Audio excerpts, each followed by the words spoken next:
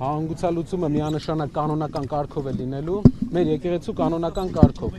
Այս քայլով Փաշինյանը ուզում է աշխարհին ցույց տալ, որ նա չի պայքարում եկեղեցու դեմ, բայց բոլորս Հայաստանում ապրողները գիտեն, որ նա սրբազաններին, քահանաներին կալանավորում է եւ պայքարում է եկեղեցու անկախության դեմ։ Նա փորձում է ցույց տալ, որ սա ներեկեղեցական խնդիր է, սակայն մեր հայաստանյան եկեղեցու arczepiskoposներից շատերը,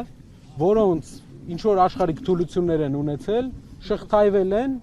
իշխող ուժի եւ ուժայինների կողմից։ Ճնշումների տակ են այսինքն։ Ես վստահ եմ։ Ես վստահ եմ։ Ամեն դեպքում Բագրատ Սրբազանի դեպքում դա շատ կարևոր է մեր հանրության համար, որ պարզ լինի, պատկերացրեք ինչքան մենք ամուր սրբազաններ ունենք, ինչքան մաքուր կյանքով ապրող սրբազաններ ունենք, որ անգամ այս կոմպրոմատների դարաշրջանում ոչ մի կոմպրոմատ չաշխատեց, ոչ Միքայել Սրբազանի դեմ, ոչ մի բան չկարողացան մեր սրբազանների դեմ գտնեին։ Դա ցույց է տալիս, որ մեր եկեղեցում կան շատ խորքային հավատքով մարդիկ, ովքեր պաշտպանում են բոլոր կանոնական կարգերը։ Կարապետյան տեսեք, երբ որ հայտնի դարձավ։ Ինչի համար է, որովհետև նիկոլականների խմբակ էլ կա, փոքրիկ կամ չգիտեմ, իրանցից էլ մարդիկ կան այստեղ հավաքված։ Պետական աշխատողներ, այ օրինակ, ճիշտ որ ասեմ, չնկատեցինք իրանց։ Հա, չնկատեցինք իրանց։ Ոչ, բախումները դա ուղղակի անթույլատրելի է, հայ հասարակության մեջ պետք է բախումներ չլինի, դա այն է, ինչ ուզում են մարդիկ տեսնել։ Բայց հավանական համարում եք, որ այստեղ հավաքված քաղաքացիները կձերբակալվեն հաշվի առնելով, որ յուրաքանչյուրը եկել է մասնակցելու եկեղեցու պաշտպանությանը, գրեթե նույն հայտարարությամբ ձերբակալվեց Սամվել Կարապետյանը։ Բոլորս եկել ենք մասնակցելու եկեղեցու պաշտպանությանը։ Կարծում եմ չենք ձերբակալվելու։ Պարոն Կարապետյան, ներողություն։ Այո։ Գիտեք, որ վերջին շրջանում նաև հիմնադարձում է այն խնդիր, ասեմ, հա, որ վեհարանի ներսում կախված է Սամվել Կարապետյանի եւ նրա տիկնոջ մեծադիր նկարը, եւ սա շահարկվում է։ Այո։ Խնդրում եմ, ասեք ինչու է կախված եւ դուք ինքներդ ինչպես եք վերաբերվում նրան, որ քաղաքացիական անձանց նկարներ են կախված վեհարանի ներսում։ Շատ շնորհակալ եմ, հարցի համար շատ կարևոր հարց է։ Ներկայացնեմ հարցի բնույթը, որտեղ մեր հարությունն էլ հետաքրքիր կլինի։ Նկարը Սամվել Կարապետյանի, ինչպես նաև հայ եկեղեցու մյուս բարերարների կախված է վեհարանում, քանի որ վեհարանը հոգևոր, ինչպես Ալեքսանյանը Ալիկը ներկայացրել է, դա կաթողիկոսի աշխատանքի վայրն է։ Վեհարանում, որտեղ որ տարբեր պատմական թանգարանում, վեհարանի թանգարանում ու իմ հիշելով կա նաև Ալեք Մանուկյանի նկարը, կան նաև այլ հայ բարեգործների նկարները վեհարանում, որը հայ եկեղեցու, ինչքան մենք գիտենք նաև կաթոլիկ եկեղեցու ավանդույթների մեջ է։ Դա է պատճառը, ճանաչելով Սամվել Կարապետյանին, ես կարող եմ ասել, որ նա երբեք չի բարձրաձայնել այն բաները, որ ինքը արել է եւ երբեք կողմ չի եղել, բայց դա մեր հոգեվոր դասի երևի քայլն էր ի պատիվ իրենց։ Նիկոլ Փաշինյանը աջակցում է եպիսկոպոսներին, 10 եպիսկոպոսներին աջակցում է, բայց չի ուղղորդում։ Նիկոլ Փաշինյանը պառակտում է մեր եկեղեցին, պառակտում է մեր հասարակությանը։ Մենք բոլորս գիտենք ինչպես են հոգևոր դասի երեցները հայտնվել այդ վիճակում։ Նրանցից շատերին, մի քանիսին ես անձամբ ճանաչում եմ եւ կարող եմ վստահ ասել, որ նրանց կարծիքը Նիկոլ Փաշինյանի մասին շատ ավելի ոչ դրական է, քան շատ ընդդիմադիրների։ Նկատում եք 10 եպիսկոպոս։ Այո, նրանցից մի քանիսին ես ճանաչում եմ, նրանք իրենց անձնական կարծիքով ունեն շատ Նիկոլ Փաշինյանի հանդեպ շատ ոչ դրական կարծիք, ինչպես է ստացվել, որ ինչպես նշեցի։ Պարոն Կարապետյան, սա ներքաղաքական հարց է, թե աշխարհաքաղաքական հարց է, հաշվի առնելով նաև աշխարհաքաղաքական մի շարք կենտրոնների վերջին շահագրգռվածությունը, նաև բաց աջակցությունը, օրինակ Փաշինյանի ու նրա թիմին հիբրիդային գործակալների դեմ պայքարելու տեսանկյունից։ Խնդրեմ այս առումով էլի։ Շատ կարևոր հարց է։ Այս քայլերը, հայ եկեղեցու անկախության դեմ լուծված քայլերը, դա քայլ է ընդհանուր հայկական հայոց ցեղասպանության ճանաչման, հայկական շահերի միջազգային հարթակներում ներկայացման դեմ։ դրանից առաջ դրան նախորդել է Թուրքիայի հետ բանակցությունները, որի արդյունքում մենք հետագայում ենք իմանալու, թե ինչ պայմանավորվածություններ եւ ինչ պարտավորություններ է ձեռք բերել այս իշխանությունը։ Հաստատ ուզում եմ վստահեցնել, որ ինչ որ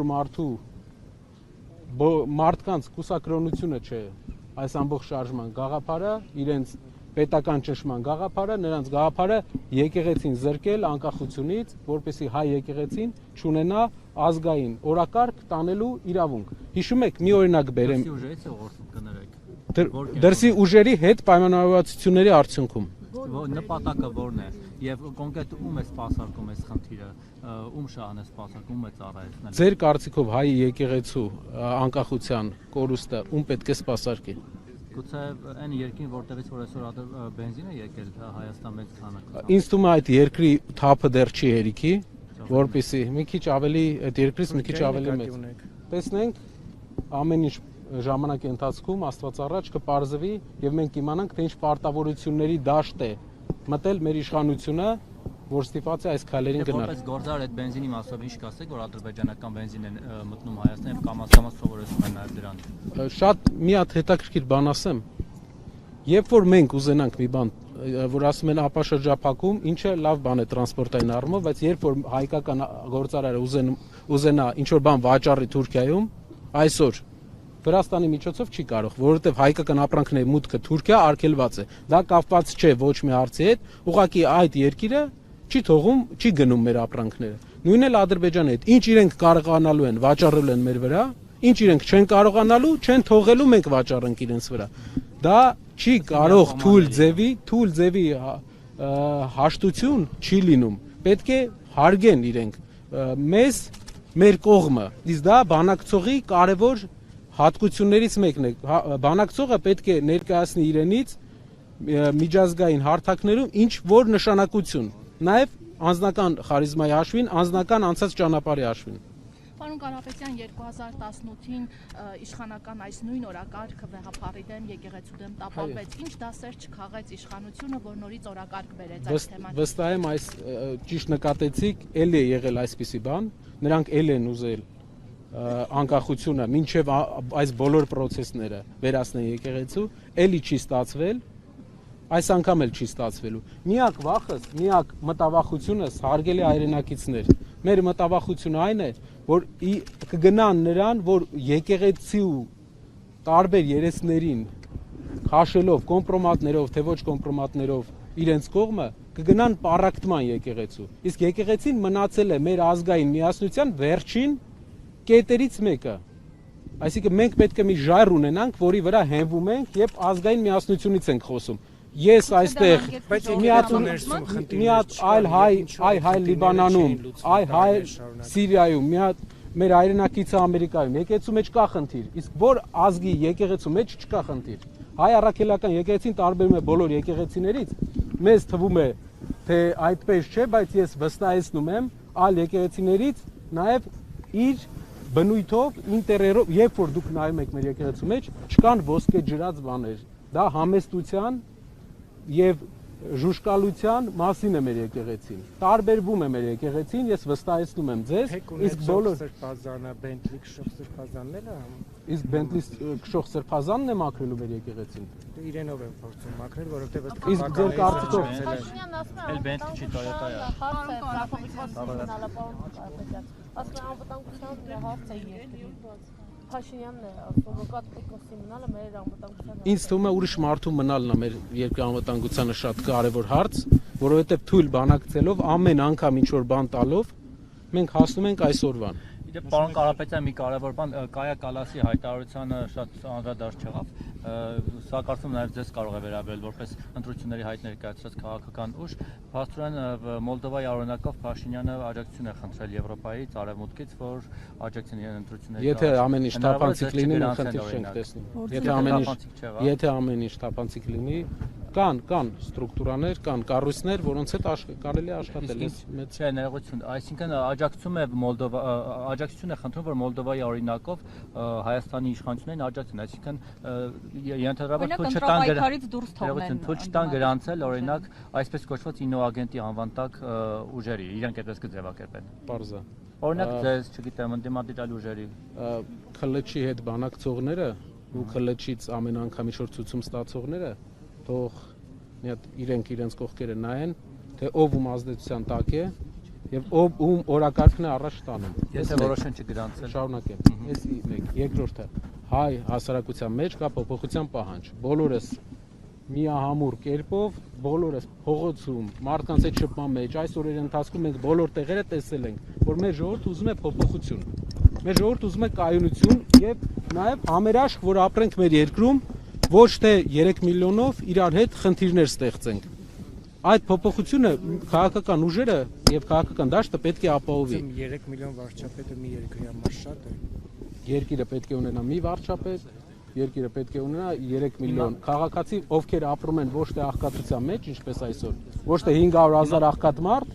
որը 7 տարվա ընթացքում 3 թե 4% է աղքատությունը նվազել։ Տնտեսական աճը ասում են շատ լավ է, բայց 7 տարվա ընթացքում այս պայմաններով եթե գնա, եթե այս աղքատության անկումով գնանք, աղքատությունը Հայաստանում կհաղթարվի մոտապես 85 տարուց։ Հուսով եմ բոլորը ներկա կլինեք այդ իրադարձությանը, բայց չեմ կարծում, որ այստեղ մարդ կլինի, ով կտեսնի աղքատության հաղթարումը այս տեմպերով։ Մենք պետք է շատ արագ, շատ ակտիվ փոփոխություններ անենք մեր երկրում, որպեսզի կարողանանք տնտեսական ավելի մեր գյուղերի բնակչությանը, մեր փոքր քաղաքների բնակչության աղքատությունից անենք, բայց այսօր քաղաքական թեմատիկայով ես մի քիչ գնացի ավելի շատ ձեր հարցի հետևից քաղաքական թեմատիկայի կխնդրեի ավելի շատ կենտրոնանանք այն միասնականության վրա, որի վրա մենք աշխատում ենք այսօր եւ թույլ չտանք որևէ անախորժություն, այլ միայն այսօրը լինի ամերաշխությունը։ Բայց 3 ԿՊ-ից ասում էին, որ դուք քաղաքական այսպես ենթատեքստ եք տալիս, գալիս եք թեև եպիսկոպոսների հայտարարության մեջ էլ կա քաղաքական ենթատեքստ, ամեն դեպքում ասում են հայ հարայ հասե քաղաքական օրակարգերով գնում են մայրազոր։ Եկեղեցու ներքին գործերի մեջ եք խաղում։ Ասում են Քոչարյանն ու Տաշիրեն գալիս են այստեղ գրող։ Այսինքն ԿՊ-ն խոսում է եկեղեցու ներքին կաթողիկոսը մենք որպես հավատավոր հայրենիներ գիտեք, որ միշտ հայտարարել ենք եւ իրենք էլ գիտեն, որ բոլորն էլ գիտեն, որ մենք միշտ այստեղ ենք լինելու, միշտ լինելու ենք մեր եկեղեցու կողքին։ Ինչ վերաբերում է եկեղեցու գործերին, երևի հայկական բոլոր առաջնորդներից ամենաշատը իրենք են անում, լինելով իրենցից շատերը չունենալով քրիստոնեական հավատ, որի մասին իրենք արտահայտվել են, այսինքն այն մարդը, ով համակարգում է եկեղեցու դեմ արշավը, նա չի հավատում, քրիստոնյա չէ։ Նա հայտարարել է այդ մասին։ Ինչի մասին է խոսքը։ Իրանք ուղղակի քաղաքական օրակարգ են անում։ Մենք ունենք նախագահի պաշտոն մեր երկրում։ Ասում են շատ լավ մարդ է, բայց երբ ԿՊԱ-կանը դարձավ նախագահ, մենք զգում ենք նախագահան ինչ գործ է անում։ Նույնն էլ ուզում են բոլոր մյուս կառույցների վրա։ Երբեք ԿՊԱ-կան չի եղել։ Չի եղել։ Պարոն Կարապետյան, չպատասխանեցիք իմ հարցին, եթե որոշեն արևմուտքի աջակցությամբ չգրանցել ընդդիմադիր ուժերին, այդ թվում ձեզ, ինչ եք անել եւ ինչ եք անում, որ կանխեք այդ։ Դա երբ այդպիսի բանի խնդիր լինի, արդեն մենք հանդես կգանք քայլերի, եթե ամեն ինչ թափանցիկ լինի, մտահոգություն չունենք։ Եթե ամեն ինչ թափանցիկ լինի, ես վստահ եմ, մենք մտահոգություն չունենք։ Շնորհակալ եմ։